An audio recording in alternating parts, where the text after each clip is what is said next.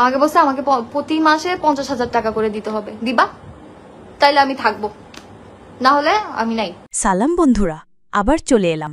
আজকালকার দিনের সম্পর্ক আর চুইংগাম প্রায় একই রকম হয়ে গেছে। কিছুদিন চিবানোর পরেই সব মিষ্টটা শেষ। বিশেষ করে যখন আপনার জীবনে এমন একজন আসেন যিনি নিজেকে মডার্ন ভাবেন, কিন্তু যার চিন্তাভাবনা এখনও সেই মোগল আমলের। আমাদের আজকের গল্পের মহানায়ক নেওয়াজ ভাই হচ্ছেন এমনই একজন আদর্শ পুরুষ। বিয়ের আগে তিনি বলেন, যৌতুক ছিছি, ওসব পাপ, ওসব আমরা নিই না। কিন্তু বিয়ের পরেই তার আসল রূপ বেরিয়ে আসে। তখন তার ডায়লগ হয়, শোনো, তোমার বাবার বাড়ি থেকে ফ্রিজটা কবে আসবে? আর ফ্রিজের সাথে একটা মাইক্রোওয়েভ হলে ভালো হতো। আর হ্যাঁ, তোমার বাবাকে বলেছিলে আমার যে 20 লাখ টাকা লাগতো, ওটার কি হলো? আরে ভাই, এটা কি বিয়ে নাকি শপিং মলের একজনের স্ত্রী কিনলে পুরো ইলেকট্রনিক্সের দোকান বিনামূল্যে পাবেন? আর ওনার ক্যারেক্টার, ওরে বাবা, সে তো এক মহাকাব্য।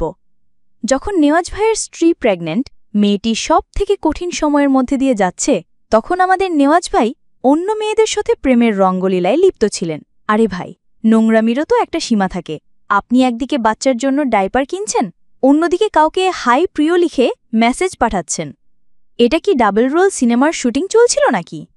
আর যখন মেয়ে হলো, তখন তো নেওয়াজ ভাই আর তার পরিবারের ভাব দেখে মনে হলো যেন তাদের বাড়িতে কোনো এলিয়ান চলে এসেছে। ছেলে হলে নাকি বংশের প্রদীপ হতো, আর মেয়ে হওয়ায় নেওয়াজ ভাইয়ের ফিউজই উড়ে গেল। বাচ্চার কোনো খোঁজ নেই, খবর নেই, ঈদের জামা নেই। বাহ, বাবা হিসাবে আপনার দায়িত্ববোধ দেখে তো অস্কার কমিটিরও চোখে জল চলে আসবে। কিন্তু সবচেয়ে বড় কমিটি তো অন্য জায়গায়। হানিমুনে গিয়ে সবার সামনে বউয়ের গায়ে হাত তোলেন নেওয়াজ ভাই। আপনি কি নিজেকে কবির সিং ভাবেন নাকি? কবির সিং তো তাও ডাক্তার ছিল, আপনি তো রোগী, তাও মানসিক। আর এত কিছুর পরেও যখন তিনি বলেন তিথি আমাকে সম্মান করে না, তখন আমার বলতে ইচ্ছে করে, ভাই, সম্মান জিনিসটা হলো অনেকটা পারফিউমের মতো, নিজে লাগালে অন্যের কাছে সুগন্ধ যায়। আপনার তো শুধু গায়ের সন্দেহের দুর্গন্ধ। আর সব দোষ শেষে কার ঘাড়ে পড়ল? সোশ্যাল মিডিয়া, ফেসবুকের নজর লেগে নাকি নেওয়াজ ভাইয়ের সম্পর্ক ভেঙে গেছে। সিরিয়াসলি? আপনার কাজকর্মের জন্য নজর লাগেনি, পুরো শনির দশা লেগেছে।